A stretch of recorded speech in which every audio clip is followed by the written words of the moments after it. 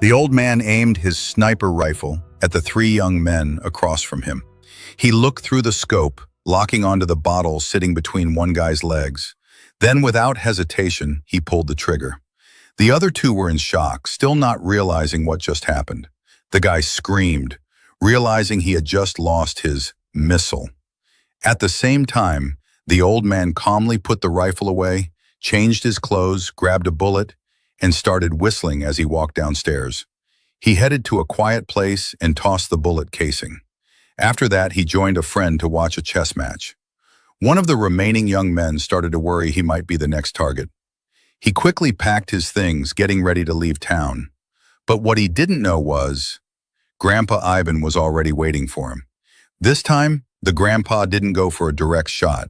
He aimed at the car's fuel tank and pulled the trigger. A loud explosion followed, and the car burst into flames. Even though the guy managed to jump out, the lower half of his body got burned. When the fire truck arrived, Grandpa calmly packed up his stuff and walked up, pretending to be just another bystander. After making sure his shot hit the target, he turned around and left. Officer Alexei noticed something. Quietly, he stared at Grandpa Ivan's back.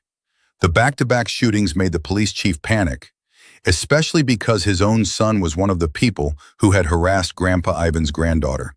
So he warned his son not to leave the house. Then he brought his team to search the old man's home, but they found nothing, even after searching it multiple times. Just as they were about to leave, there was a knock on the door. It was Aunt Katya coming to get her house keys. The police chief felt like he had found a clue. He took Grandpa Ivan to Katya's place to search, but again they found nothing. So the chief could only warn Grandpa Ivan not to hurt his son. But Grandpa calmly said, "Maybe the tragedy has already happened." That made the chief freak out. He rushed home to check on his son. When there was no response, he pulled out his gun and got ready to go in. But someone inside the house shot him. When the police arrived, they discovered the shooter was actually the police chief's own son. Terrified, thinking Grandpa Ivan had come for revenge and accidentally shot his loving father. Now all the bad guys had gotten what they deserved. But Grandpa Ivan was confused, because the sniper rifle he had clearly hidden in his room had suddenly disappeared. Until one day, Officer Alexei stopped him, and everything made sense. Turns out, Alexei had sensed something strange and quietly visited the grandpa's home.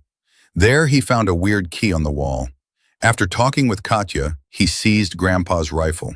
He asked Grandpa to turn himself in, but Grandpa Ivan was still